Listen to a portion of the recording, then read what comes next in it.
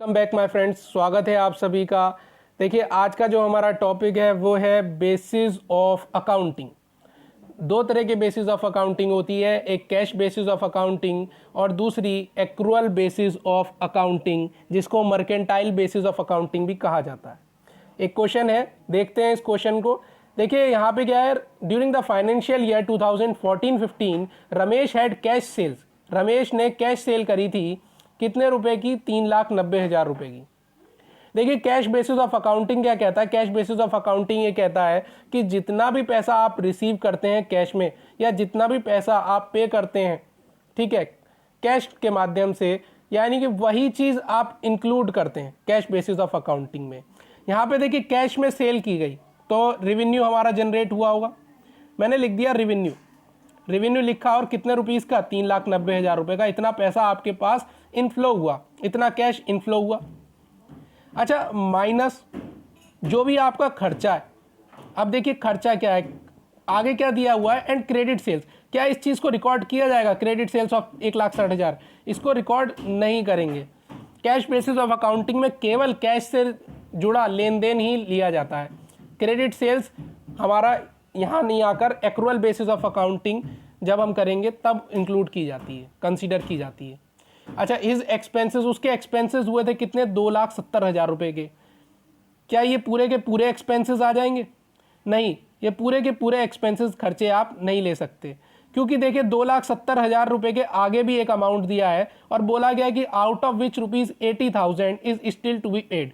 80,000 रुपये ऐसे हैं जो अभी भी पे करने बाकी रह गए हैं। तो अभी पे करने बाकी हैं, अभी आपने पे नहीं किए, तो इसमें तो केवल कैश बेसिस ऑफ अकाउंटिंग में आता है कि कितना कैश रिसीव हुआ और कितना कैश पे किया। तो एक्चुअल में आपने एक्सपेंसेस कितने पेड किए?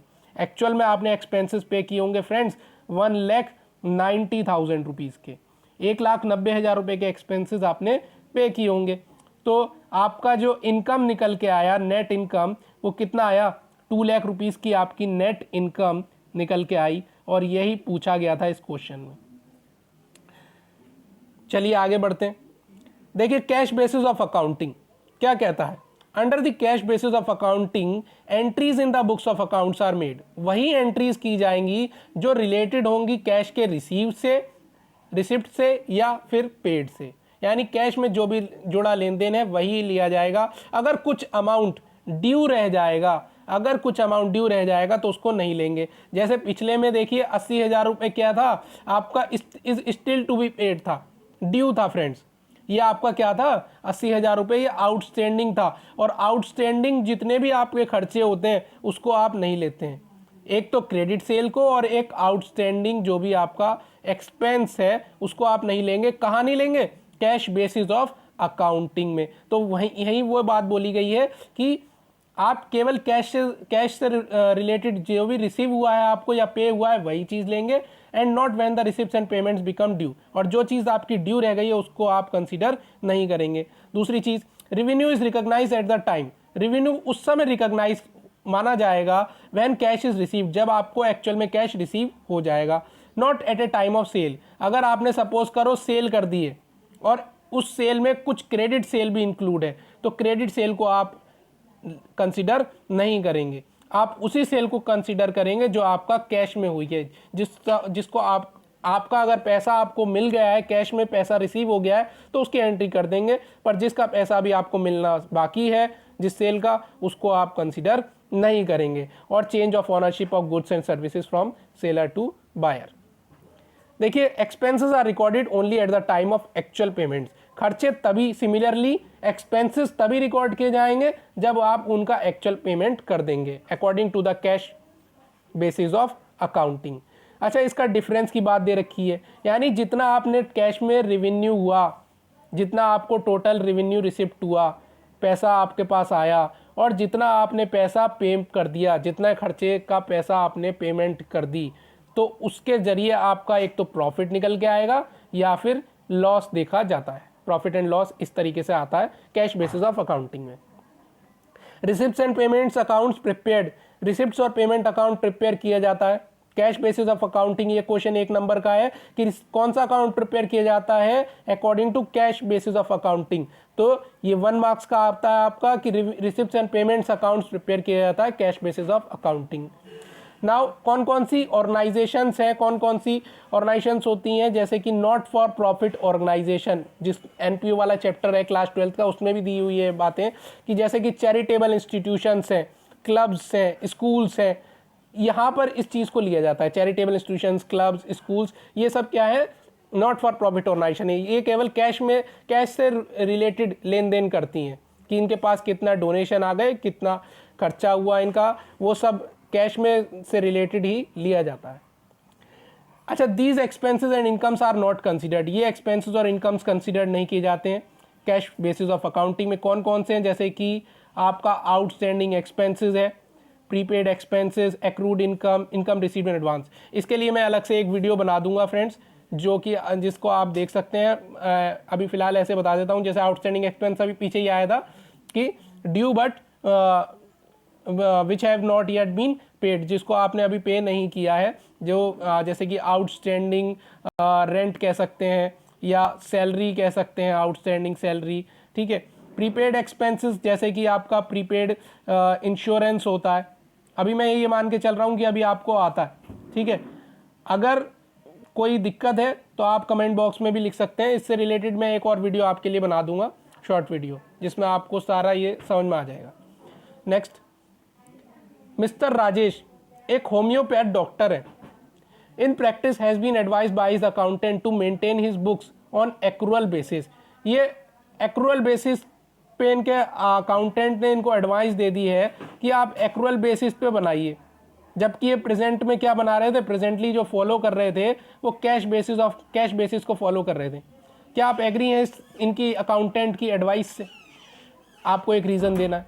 तो देखिए, हम एग्री नहीं है, no, I do not agree या we do not agree. Accountant की एडवाइस से हम एग्री नहीं करते। क्यों नहीं करते? क्योंकि देखिए, आज मेडिकल प्रैक्टिशनर क्या करता है, तुरंत पैसा ले लेता है, इमीडिएटली पैसा ले लेता है अपनी सर्विस देने से पहले। कोई कंसल्टेंसी कुछ सुझाव देगा, कुछ भी आप अपने मरीज का देखभाल करेगा, कुछ भी है, तो उसको सुझाव देने से पहले, कंसल्टेंसी देने से पहले वो क्या है, पैसे जमा करवा लेता है, ठीक है। पहले पैसे जमा करा लेता है, बाद में करा लेता है, पर तुरंत हो जाता है पैसे लेन देन का काम। तो एक्रूअल बेसिस का तो इसमें कोई चक्कर ही नहीं, क्योंकि क्रेडिट बेसिस पे तो होता ही नहीं है। भैया, आप कहीं डॉक्टर के यहाँ जाते हैं और आपको आपसे पहला वो यही डिमांड करता है कि पैसे दीजिए, तभी इलाज होगा, नहीं तो नहीं होगा, ठीक है। तो कैश बेसिस पर चलता है सब कुछ, क्रेडिट बेसिस पे नहीं चलता है। तो इनके अकाउंटेंट ने गलत एडवाइस दी थी। एक्रूअल बेसिस ऑफ अकाउंटिंग की बात कर लेते हैं। Accrual basis of accounting, revenue is recognised, revenue recognise किया जाएगा व्हेन सेल्स टेक्स प्लेस, जब सेल्स हो जाएगी। इससे मतलब नहीं है कि वो उसका पेमेंट सेल्स का हुआ है आपको रिसीव या नहीं हुआ है, ये रिलीवेंट नहीं है। जब आपने सेल्स कर दी, whether it is credit sales और कैश सेल्स, इससे फ़र्क नहीं पड़ता।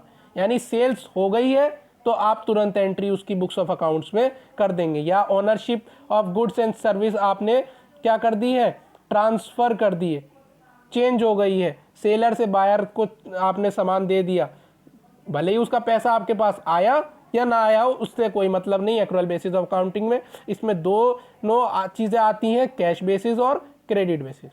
Accrual basis of accounting is based on realisation and matching principle, और रियलाइजेशन और मैचिंग प्रिंसिपल पर काम करता है एक्रूअल बेसिस ऑफ अकाउंटिंग। तो ये भी 1 मार्क्स का क्वेश्चन होता है कि किस प्रिंसिपल्स पर, ये प्रिंसिपल भी मैंने पढ़ा रखे हैं, वीडियोस देख सकते हैं आप, realisation and matching principal.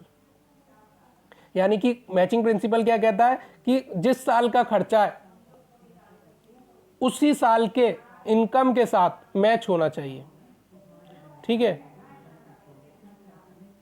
Companies act 2013, companies act 2013 requires companies to follow, कि वो फॉलो करें एक्रूअल बेसिस ऑफ अकाउंटिंग, क्योंकि ये साइंटिफिक मेथड है, ये बहुत ज़्यादा साइंटिफिक मेथड है as compare to cash basis. Cash basis के कंपैरिजन में ये क्या है, साइंटिफिक मेथड है, अच्छा मेथड है, ठीक है। भले ही ये थोड़ा सिंपल नहीं है, इसकी एक डिसएडवांटेज है कि सिंपल नहीं है, थोड़ा इसका एलेबरेट प्रोसेस है, लंबी प्रोसेस है, ठीक है। आप तुरंत ही एकदम से ही आप प्रॉफिट और लॉस नहीं पता कर सकते, कोई कैप्रेजल नहीं कर सकते, बट कहीं ना कहीं ये साइंटिफिक है, अच्छा मेथड है, इसलिए कंपनीज एक्ट 2013 भी इसको रिकॉग्नाइज करती है।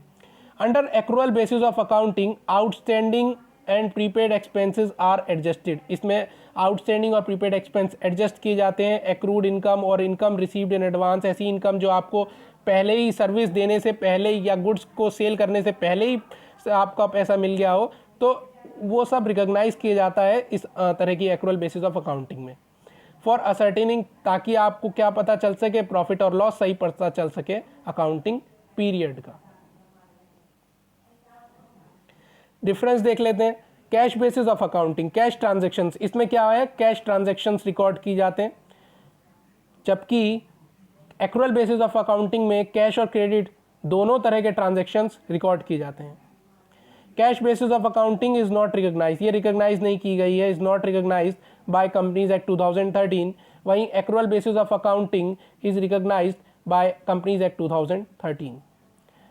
थर्ड, करेक्ट प्रॉफिट और लॉस इज नॉट असर्टेन्ड, सही तरह का प्रॉफिट और लॉस, करेक्ट प्रॉफिट या लॉस जो है आपको पता नहीं चलता है, निकाल सकते, क्योंकि ये केवल कैश ट्रांजैक्शंस को कर रहा है और क्रेडिट ट्रांजैक्शंस को इग्नोर कर रहा है, उसको कंसीडर नहीं कर रहा है, इस वजह से आपको सही प्रॉफिट और लॉस नहीं पता चलेगा।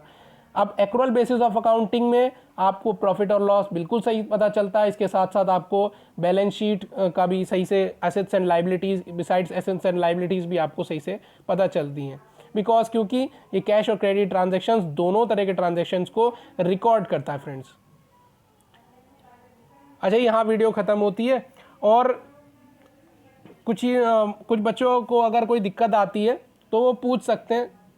फ्रेंड्स, अगर आपको कोई दिक्कत आए तो आप कमेंट बॉक्स में लिख सकते हैं, मैं उससे रिलेटेड वीडियो भी आपके लिए बनाकर तैयार कर दूंगा। और मिलते हैं नेक्स्ट वीडियो में, तब तक के लिए जय हिंद, जय भारत।